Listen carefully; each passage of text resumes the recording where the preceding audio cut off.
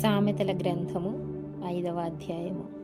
నా కుమారుడా, నా జ్ఞానోపదేశము ఆలకింపుము, వివేకము గల నా బోధకు చెవియొగ్గుము.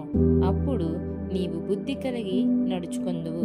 తెలివిని బట్టి నీ పెదవులు మాట్లాడును.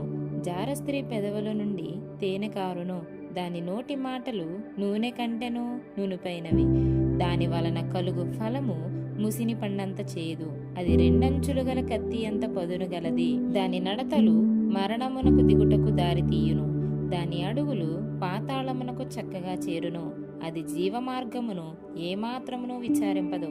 దానికి తెలియకుండానే దాని పాదములు ఇటు అటు తిరుగును. కుమారులారా, నా మాట ఆలకింపుడి. నేను చెప్పు ఉపదేశము నుండి తొలగకుడి. జారస్త్రీయుండు ఛాయకు పోక నీ మార్గము దానికి దూరముగా చేసుకొనుము. దాని ఇంటి వాకిటి దగ్గరకు వెళ్ళకుము.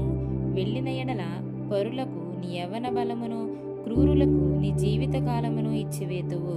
నీ ఆస్తి వలన పరులు తృప్తి పొందుదురు. నీ కష్టార్జితము అన్యుల ఇల్లు చేరును. తుదకు నీ మాంసమును నీ శరీరమును క్షీణించునప్పుడు, అయ్యో, ఉపదేశము నేనెట్లు త్రోసివేసితని, నా హృదయము గద్దింపునెట్లు తృణీకరించెను. నా బోధకుల మాట నేను వినకపోతిని, నా ఉపదేశకులకు నేను చెవియొగ్గలేదు.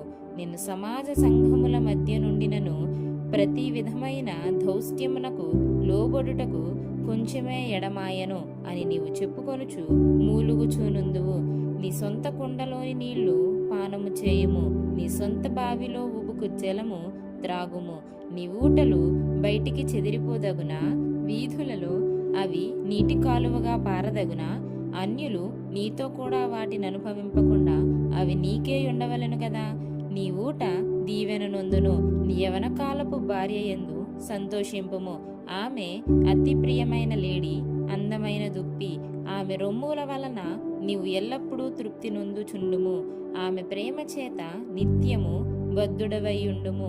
నా కుమారుడా, జారస్త్రీయందు నీవేళ బద్ధుడవైయుందువు? పరస్త్రీ రొమ్ము నీవేళ కౌగిలించుకొందువు? నరుని మార్గములను యెహోవా ఎరుగును.